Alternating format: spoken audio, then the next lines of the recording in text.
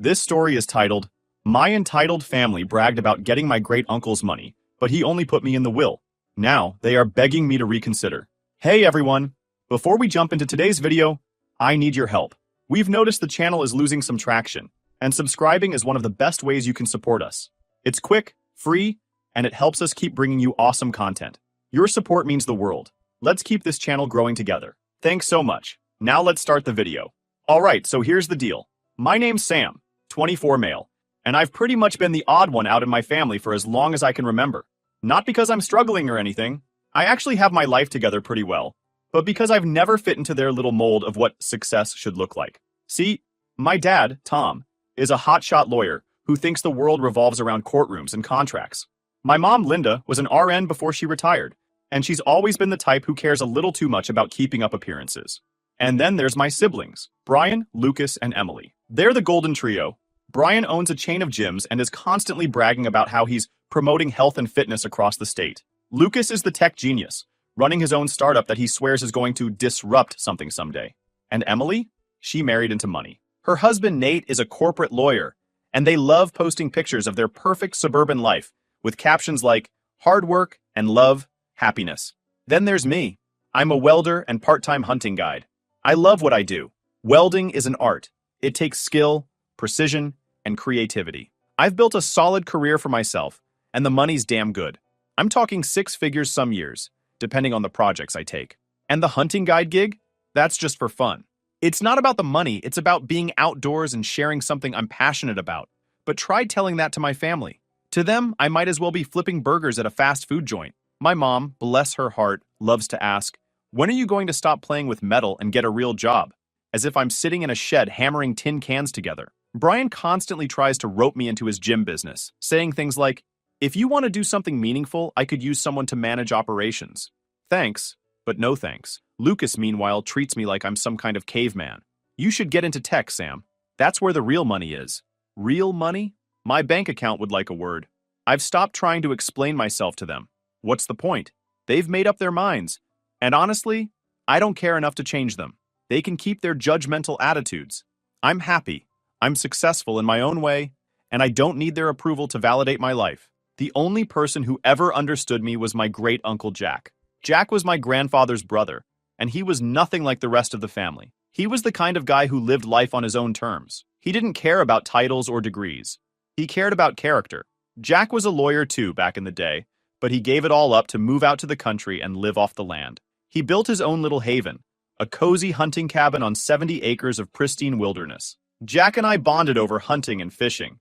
He taught me everything I know about tracking, shooting, and respecting nature. He didn't look down on me for being a welder. In fact, he thought it was a damn respectable trade. It's honest work, he used to say. A man who can create something with his hands will never go hungry. When Jack got diagnosed with cancer about a year ago, it hit me hard. He'd always been so full of life. It was hard to imagine him sick and frail. The family's reaction? A collective shrug. Well, he's lived a long life, Emily said. Like that made it okay to just ignore him. Nobody offered to help. Nobody even visited. They were too busy with their oh-so-important lives to care. I couldn't stand to see Jack alone, so I stepped in. I started visiting him regularly, helping out around the house, cooking meals, and just keeping him company. It wasn't always easy. I had to cut back on work hours to make it happen. But Jack was family, and family takes care of each other. At least that's how I see it. Meanwhile, the rest of the family continued living their lives as if Jack didn't exist. Emily and Nate were busy planning their next big vacation to Europe. Brian was opening another gym. Lucas was buried in some new app he was developing. And my parents? They didn't even bother pretending to care. My mom would occasionally ask, how's Jack doing? But it was more out of obligation than genuine concern. I didn't mind. If anything, their indifference just made me want to do more for Jack. He deserved better than to be forgotten by the people he'd spent his life loving. One evening, after I'd finished helping Jack with dinner, he asked me, is this hurting you, Sam? Taking care of me, I mean. I told him the truth. I've had to cut back on work a bit, but it's fine. You're family, Jack. I wouldn't be here if I didn't want to be. He nodded, but I could tell he was thinking about something. You've got a good heart, kid, he said. Don't ever let them take that away from you. I didn't know what he meant at the time, but I'd soon find out. Afterwards, things start to show their true colors. Let me paint the scene. Jack was getting weaker by the day, and it was clear his time was running out. While I was spending my days helping him, making sure he ate, took his meds, and had someone to talk to, my family was nowhere to be found. To them, Jack was already gone. They acted like his existence was just an inconvenience. "I'm sure Sam's got it handled," Emily said when I asked if she'd come visit him for his birthday. His 80th birthday. Lucas didn't even reply to the group text I sent out. Brian's response? "Man, I'd love to, but I'm swamped with the gym opening." They weren't swamped. They were just selfish. Jack didn't complain, though. He was one of those people who didn't like to burden others, even when he needed help. But I could see the disappointment in his eyes every time I mentioned someone from the family. "They're busy," he'd say, trying to cover for them. Busy? More like too self-absorbed to care. One evening, after I'd finished cleaning up dinner, Jack asked me to sit down. He looked serious, like he'd been thinking about something for a while. "Sam, I've been meaning to ask you something," he said. "Taking care of me like this, how much is it costing you?" I shrugged. "I'm working fewer hours, but it's the least I can do." He nodded, but he didn't look convinced. "You've got a good heart, kid. You always have. I just don't want you to end up regretting this." "Regret what?" I asked, genuinely confused. "Putting so much into helping me? The rest of them wouldn't lift a finger, and I don't want you to feel cheated because you're the only one who cares." That hit me hard. I hadn't thought about it that way because, honestly, I didn't expect anything from Jack. I was doing this because I loved him, not because I wanted a reward. "I don't feel cheated," I said. "If anything, I'm grateful I get to spend this time with you. They're the ones who'll regret it." He didn't say much after that, just smiled a little and nodded. A week later, he dropped the big news. I was over at his place helping him sort through some old papers. Jack had a lifetime of hunting licenses, photos, and little mementos from his days as a lawyer. He asked me to take out a specific envelope from his desk drawer. When I handed it to him, he held onto it for a second before saying, "Sam, I've changed my will." At first, I thought he meant he'd added a charity or something. He was always talking about donating to wildlife conservation and veteran organizations. But then he looked me straight in the eye and said, "I want you to have the cabin and $200,000 to fix it up. The rest is going to charity." I just stared at him. "Why?" "Because you've done more for me than anyone else," he said. "You've been here, day in and day out, while the rest of them couldn't even bother to call.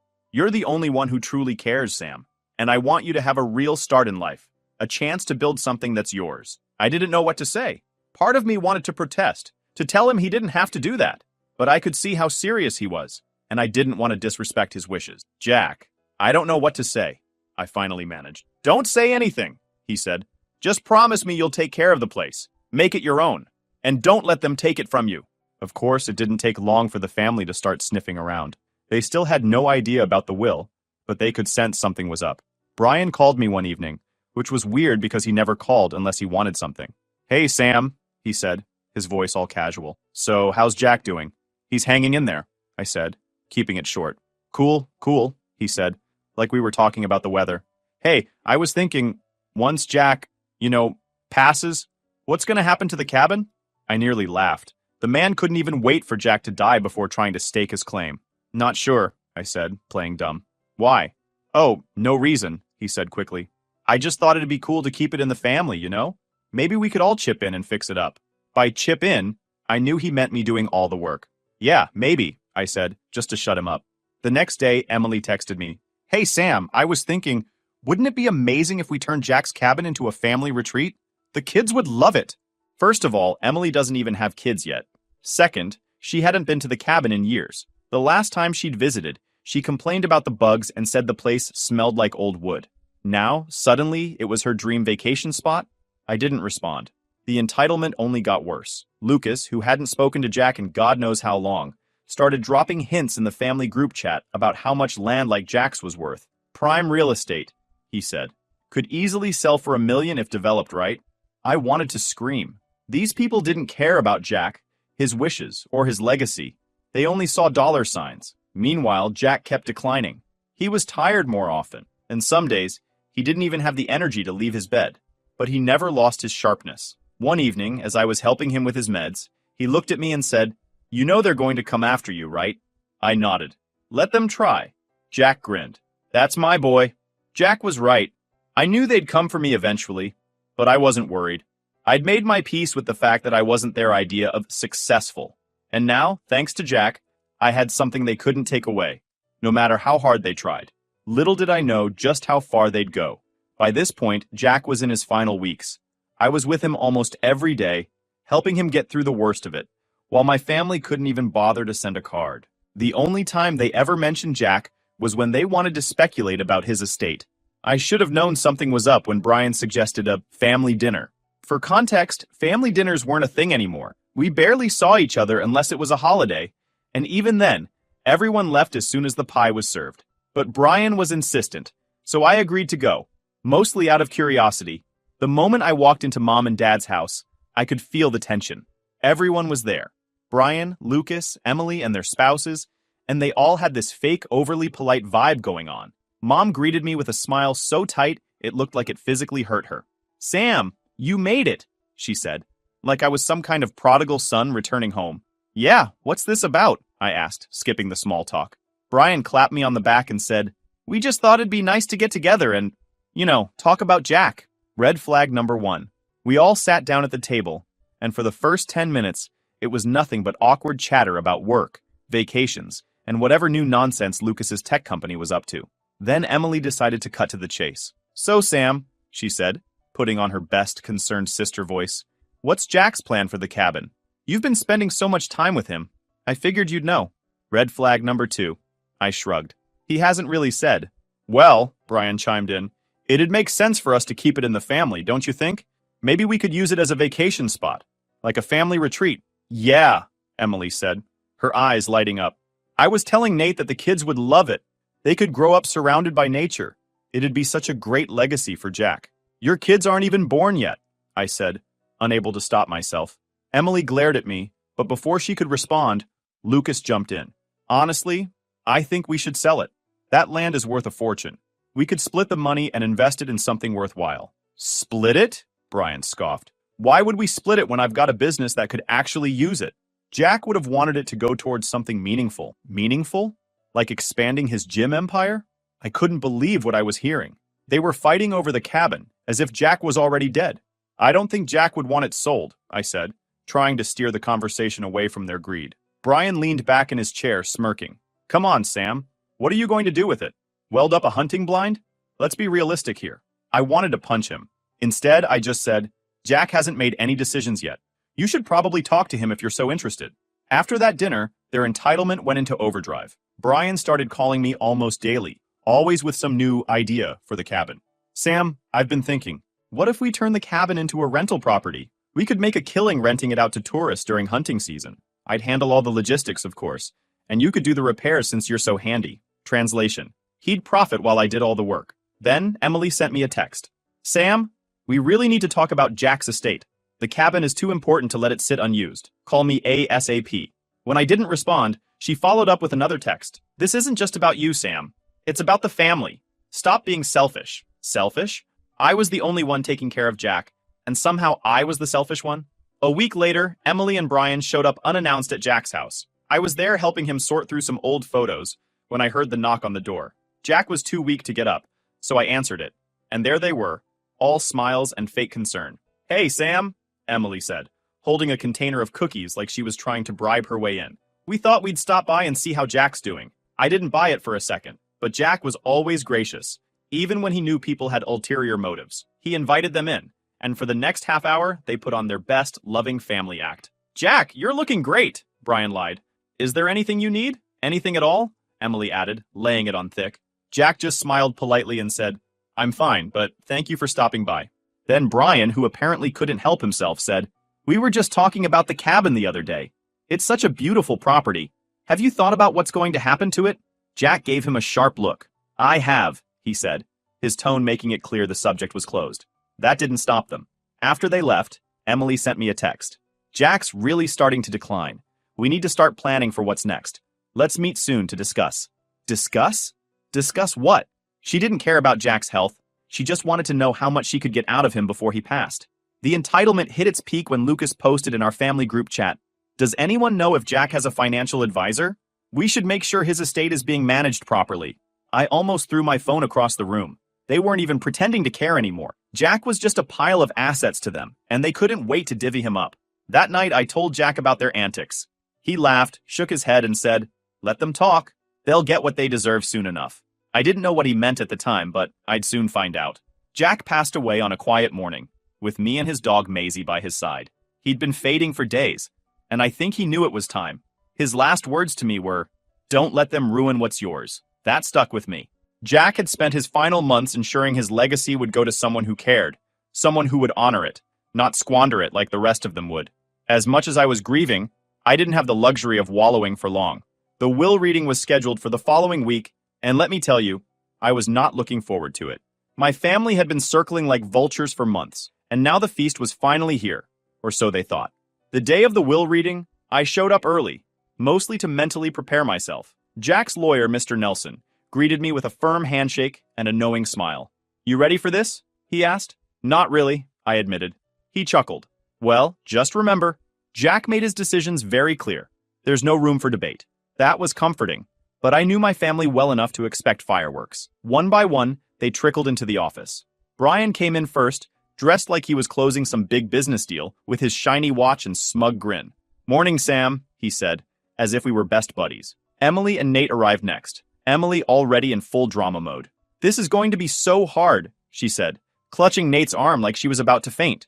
Lucas showed up last, looking bored and annoyed, like this was some meeting he'd been forced to attend. "Let's just get this over with," he said, plopping down in a chair. Mom and Dad were there too, of course, sitting in the corner like royalty overseeing their court. Mom gave me a tight smile, the kind that didn't reach her eyes, while Dad didn't even bother acknowledging me. Once everyone was seated, Mr. Nelson started reading the will.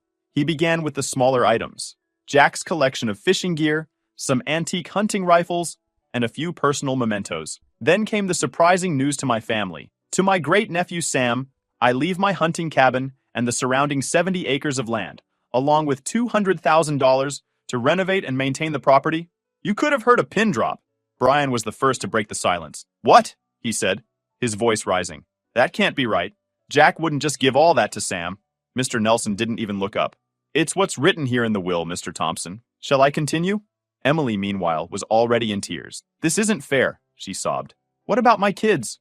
Jack always said he wanted to support the next generation. How are we supposed to carry on his legacy without the cabin?" I couldn't help myself. "Your kids aren't even born yet, Emily. Maybe focus on raising them first before you start claiming Jack's legacy." That earned me a glare.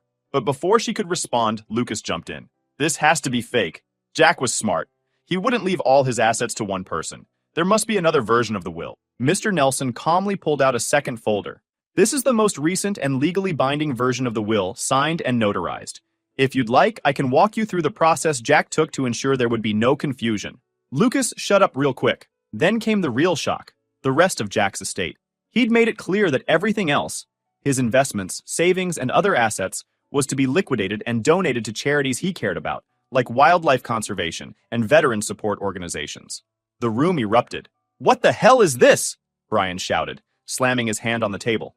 Emily was openly sobbing now, and Nate was awkwardly patting her shoulder like he didn't know what else to do. "He must have been pressured," Emily wailed. "Sam must have convinced him to do this." Mom finally spoke up, her voice dripping with anger. "What did you do, Sam? Did you manipulate Jack into this? There's no way he would have left us out unless you put ideas in his head." I stayed calm, even though my blood was boiling. "I didn't manipulate anyone. Jack made his choices because he knew you didn't care about him. You cared about his money. That's why you're all so mad right now." That hit a nerve. Brian stood up, towering over me like he thought he could intimidate me. "You don't deserve this," he said, his voice low and threatening. "You didn't even care about Jack until there was something in it for you." I couldn't help but laugh. That's rich coming from the guy who couldn't even visit Jack once in the past year. Don't talk to me about who cared. The rest of the reading was a blur of angry outbursts and passive-aggressive comments. By the time it was over, I was exhausted but oddly satisfied. They could scream and cry all they wanted. It wouldn't change the fact that Jack's decisions were final. As we were leaving, Mom cornered me near the door. "You've torn this family apart," she hissed. "If you had any decency, you'd share the inheritance. Jack would want you to." I looked her straight in the eye and said, "If Jack wanted that, he would have written it in the will. But he didn't, did he?" She stormed off without another word. The family didn't just want the cabin for sentimental or symbolic reasons. There was a financial motive driving their desperation. What none of them had openly admitted was that the cabin's land had significant development potential. Over the years, the area surrounding Jack's property had become a prime location for upscale vacation homes and resorts. Developers had already approached nearby landowners, offering sky-high prices to purchase acreage for new projects. The 70 acres Jack left me were one of the largest untouched parcels in the region, with stunning views, access to a creek, and proximity to a growing tourist town. Word had spread in the community that the land could fetch upwards of $2 million if sold to the right buyer. Brian, Emily, and Lucas weren't just seeing a cabin, they were seeing dollar signs. I knew this was only the beginning of their schemes and tantrums, but I was ready for whatever came next. Jack had trusted me to carry on his legacy, and I wasn't about to let him down. For the next few weeks, I was bombarded with calls, texts, and emails from every single one of them. It didn't matter how many times I told them no, they were relentless. The first incident happened at the cabin itself. One day I came home from work to find my doorbell camera blinking with notifications. When I checked the footage, there they were. Mom, Emily, and Brian standing on the porch, trying to get inside. Mom was peeking through the windows, while Emily tugged at the doorknob. Brian, always the opportunist, was inspecting the side door like he was planning to break in. "Don't touch anything," Mom said sharply. "We don't want him to sue." I couldn't believe it. They had actually driven out to the cabin while I wasn't home, thinking they could, what? Claim squatters' rights? Steal something? I called Mom immediately. "What the hell were you doing at my house?" She didn't even bother denying it. "We were just looking around," she said, like that made it okay. "Jack's cabin is part of the family, Sam. You don't have the right to keep us out." "It's not part of the family," I said. "It's mine, and if you set foot on my property again, I'll call the cops." "Sam," she said, her voice dripping with fake concern, "don't be like this. We're just trying to do what's best for everyone. You're being unreasonable." "No," I said firmly. "I'm honoring Jack's wishes. You're the ones being unreasonable." That night, I installed new locks on every door and set up additional cameras around the property. I also put up no trespassing signs at the edge of the driveway, just in case they decided to try their luck again. But they didn't stop. Emily sent me an email the next day, begging me to sell the cabin to her for $100,000, less than half its value. "Please, Sam," she wrote. "This cabin means everything to me and Nate. We'll pay you more than it's worth. You don't even need it." I didn't even bother responding. Brian's next move was to spread rumors about me to the neighbors. I found out from one of Jack's old friends, Mr. Hardy, who lived down the road. "Brian's been telling people you tricked Jack into leaving you the cabin," Mr. Hardy said. "Don't worry, I set him straight, but you should know they're trying to turn people against you." It didn't work. Jack's neighbors knew the truth. They'd seen how often I was there, taking care of him. Brian and Emily hadn't set foot on the property in years. Lucas, of course, took a different approach, one that involved more scheming and less crying. About 2 weeks after the will reading, I got a call from Mr. Nelson, Jack's lawyer. "Sam," he said, his voice serious, "we've got a bit of a situation. Your brother Lucas submitted what he claims is a revised version of Jack's will." I froze. "What?" "Don't worry," Mr. Nelson said quickly. "It's an obvious forgery. Jack's signature doesn't match, and the notary stamp is fake. I've already filed a report with the authorities." I couldn't believe it. Lucas had actually gone to the trouble of faking an entirely new will, one that conveniently split Jack's estate evenly among all of us. I called him immediately. "What the hell is wrong with you, Lucas?" I demanded. He didn't even try to deny it. "I was just correcting an injustice," he said smugly. "Jack would have wanted the family to share everything. You don't deserve to keep it all to yourself." "Jack made his wishes clear," I snapped. "You're just mad they didn't include you." "It's not fair," he shouted. "You manipulated him, Sam. Admit it." I hung up before I could say something I'd regret. The next day, Lucas learned what happens when you try to tamper with legal documents. Mr. Nelson had followed through on his promise, and Lucas was officially under investigation for forgery. Apparently, when you fake a will, it's not just frowned upon, it's a felony. I got a call from the investigator assigned to the case, asking if I'd be willing to cooperate. "Absolutely," I said without hesitation. If Lucas wanted to play stupid games, he could win some serious consequences. A few days later, Lucas called me, his voice shaking with panic. "Sam, you have to help me," he said. I almost laughed. "Help you? Are you serious right now? The police showed up at my house," he shouted. "They're saying I committed fraud. This is insane. You need to tell them it's a misunderstanding." "It's not a misunderstanding," I said coldly. "You forged a will, Lucas. That's a crime. What did you think was going to happen?" "You can't do this to me," he yelled. "We're family." "Funny how you only care about family when it's convenient for you," I replied. Good luck explaining your injustice theory to the judge. Things escalated quickly after that. Lucas was charged with forgery and fraud, and he had to hire a lawyer. He tried to downplay the situation at first, claiming it was just a family dispute, but the evidence was damning. The fake will was laughably bad. Jack's signature looked like it had been traced, and the notary stamp was something Lucas had printed off the internet. Even the dates didn't match up. It was a complete amateur job, and the authorities saw right through it. During the investigation, they found emails Lucas had sent to a shady online service offering to create fake documents. One of the emails even said, "Can you make this look convincing enough to fool a lawyer?" That alone was enough to seal his fate. At the preliminary hearing, Lucas looked like a shell of his former self. Gone was the smug tech bro who thought he could outsmart me. When the prosecutor laid out the evidence, Lucas's lawyer tried to argue that it was all a misunderstanding, that Lucas was just trying to clarify Jack's wishes. The judge wasn't buying it. "You don't clarify a will by forging signatures and faking legal documents," the judge said bluntly. Lucas eventually took a plea deal to avoid jail time, but it came at a steep price. He was slapped with a hefty fine, had to pay restitution for the legal fees I incurred during the ordeal, and was required to complete community service. On top of that, his reputation was in shambles. Word got out about the case, and his startup lost investors. The rest of the family tried to rally around him, blaming me for taking things too far. "Did you really have to involve the police, Sam?" Mom asked during one of her many guilt-tripping calls.